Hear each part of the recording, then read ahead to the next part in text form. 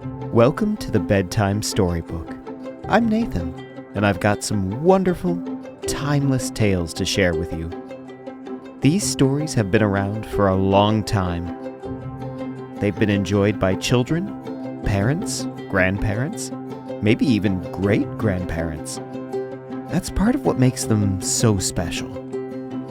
I started reading these stories for my daughter, but tales like these are even better when told to all who would hear them. After all, stories are nothing if they're not shared. So cozy up, snuggle in, and let's begin.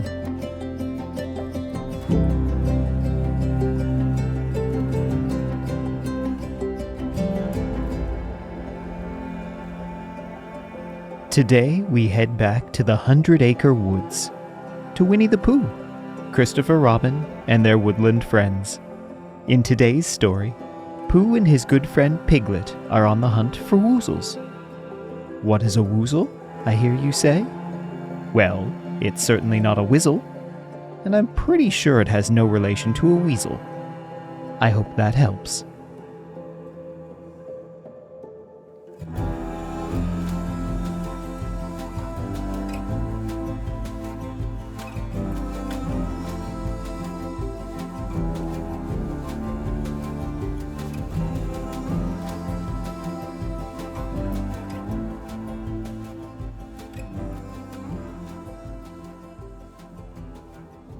The piglet lived in a very grand house in the middle of a beech tree, and the beech tree was in the middle of the forest, and the piglet lived in the middle of the house. Next to his house was a piece of broken board which had Trespassers W on it. When Christopher Robin asked Piglet what it meant, he said that it was his grandfather's name, and it had been in the family for a long time. Christopher Robin said you couldn't be called Trespassers W, and Piglet said, yes, you could, because his grandfather was, and it was short for Trespassers Will, which was short for Trespassers William, and his grandfather had two names in case he lost one, Trespassers after an uncle, and William after Trespassers. I've got two names, said Christopher Robin carelessly. Well, there you are. That proves it, said Piglet. One fine winter's day, when Piglet was brushing away the snow in front of his house, he happened to look up, and there was Winnie-the-Pooh. Pooh was walking round and around in a circle, thinking of something else. Hello, said Piglet. What are you doing? Hunting, said Pooh. Hunting what? Tracking something, said Winnie-the-Pooh very mysteriously. Tracking what? Said Piglet, coming closer.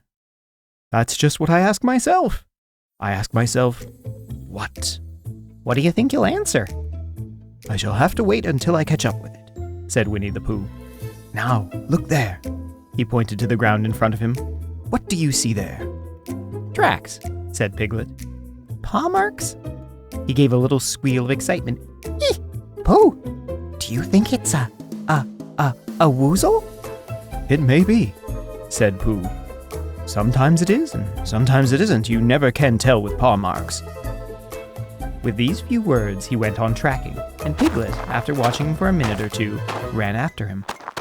Winnie-the-Pooh had come to a sudden stop, and was bending over the tracks in a puzzled sort of way. What's the matter? Asked Piglet. It's a very funny thing, said Bear. But there seems to be two animals now.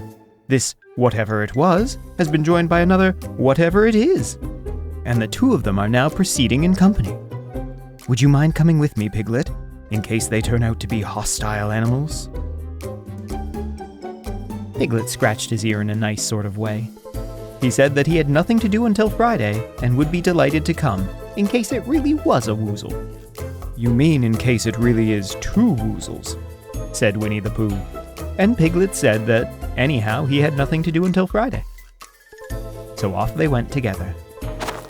There was a small spinney of larch trees just here, and it seemed as if the two woozles, if that's what they were, had been going around this spinney. So round this spinney went Pooh and Piglet after them. Piglet passing the time by telling Pooh what his grandfather, Trespassers W, had done to remove stiffness after tracking, and how his grandfather, Trespassers W, had suffered in his later years from shortness of breath, and other matters of interest, and Pooh wondering what a grandfather was like, and if perhaps this was two grandfathers they were after now, and, if so, whether he would be allowed to take one home and keep it, and what Christopher Robin would say. And still the tracks went on in front of them. Suddenly, Winnie-the-Pooh stopped and pointed excitedly in front of him. "Look!" "What?" said Piglet with a jump. And then, to show he hadn't been frightened, he jumped up and down once or twice more in an exercising sort of way. "The tracks," said Pooh. "A third animal has joined the other two." "Pooh!" cried Piglet. "Do you think it's another Woozle?" "No," said Pooh, "because it makes different marks. It is either two Woozles, and one, as it might be, Wizzle, or two, as it might be, Wizzles, and one, if so it is, Woozle. Let us continue to follow them." So they went on, feeling just a little anxious now, in case the three animals in front of them were of hostile intent. And Piglet wished very much that his grandfather, TW, were there, instead of elsewhere. And Pooh thought how nice it would be if they met Christopher Robin suddenly but quite accidentally, and only because he liked Christopher Robin so much. And then, all of a sudden, Winnie-the-Pooh stopped again, and licked the tip of his nose in a cooling manner, for he was feeling more hot and anxious than ever in his life before. There were 4 animals in front of them. Do you see, Piglet? Look at their tracks. 3, as it were, Woozles, and 1, as it was, Wizzle. Another Woozle has joined them. And so it seemed to be. There were tracks crossing over each other here, getting muddled up with each other there, but quite plainly, every now and then, the tracks of 4 sets of paws. "I think," said Piglet, when he had licked the tip of his nose too, and found that it brought very little comfort. "I think that I have just remembered something. I have just remembered something that I forgot to do yesterday and shan't be able to do tomorrow. So I suppose I really ought to get back and do it now." "We'll do it this afternoon. I'll come with you," said Pooh. "It's not the sort of thing you can do in an afternoon," said Piglet quickly. "It's a very particular morning thing that has to be done in the morning, and if possible, between the hours of... What would you say the time was?" "About 12, said Winnie-the-Pooh, looking at the sun. "Between, as I was saying, the hours of 12 and 12:05. So really, dear old Pooh, if you'll excuse me..." "What's that?" Pooh looked up at the sky, and then as he heard the whistle again, he looked up into the branches of a big oak tree. And then he saw a friend of his. "It's Christopher Robin," he said. "Ah, then you'll be all right," said Piglet. "You'll be quite safe with him. Goodbye." And he trotted off home as quickly as he could, very glad to be out of all danger again. Christopher Robin came slowly down his tree. "Silly old bear," he said. "What were you doing? First you went round the spinney twice by yourself, and then Piglet ran after you, and you went around again together. And then you were just going round a 4th time." "Wait a moment," said Winnie-the-Pooh, holding up his paw. He sat down and thought, in the most thoughtful way he could. Then he lifted his paw into one of the tracks. Then he scratched his nose twice and stood up. "Yes," said Winnie-the-Pooh. "I see now," said Winnie-the-Pooh. "I have been foolish and deluded," said he, "and I am a bear of no brain at all." "You're the best bear in all the world," said Christopher Robin soothingly. "Am I?" said Pooh hopefully, and then he brightened up suddenly. "Anyhow," he said, "it's nearly lunchtime." So he went home for it.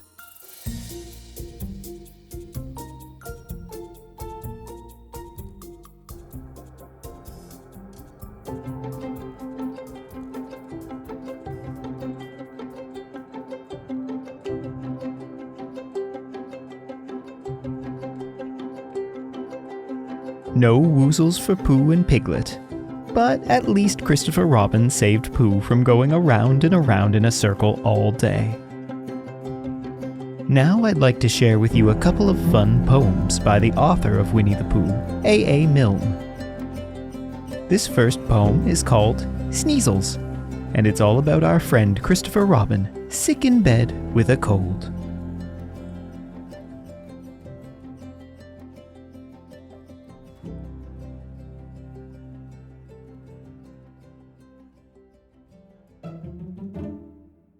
Christopher Robin had Woozles and Sneezles. They bundled him into his bed. They gave him what goes with a cold in the nose, and some more for a cold in the head. They wondered if Woozles could turn into measles, if Sneezles would turn into mumps.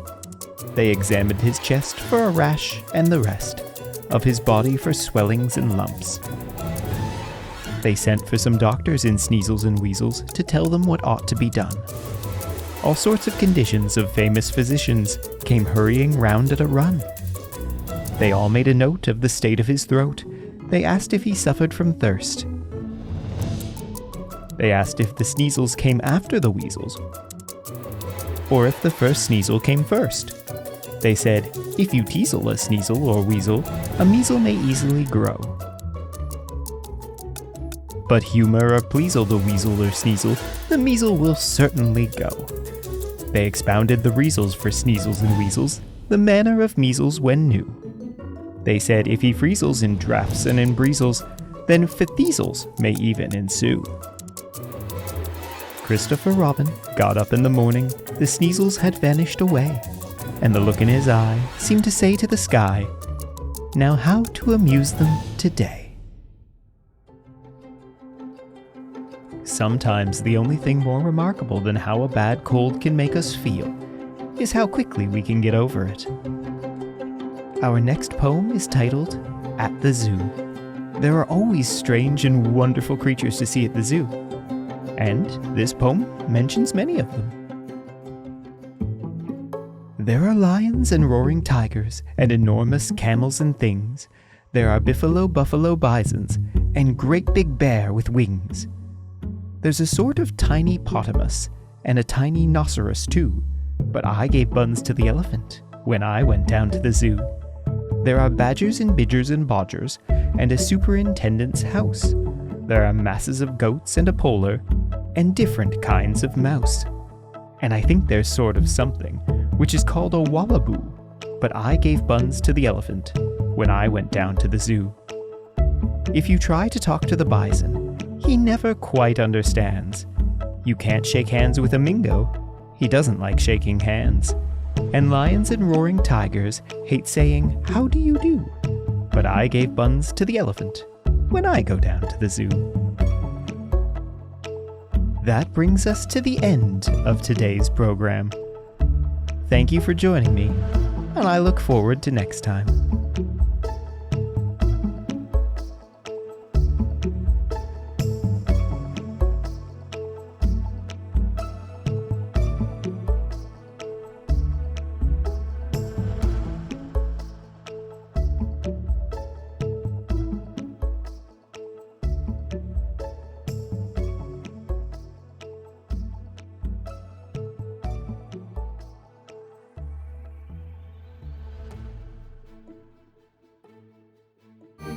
This has been a Haunted Mouse production.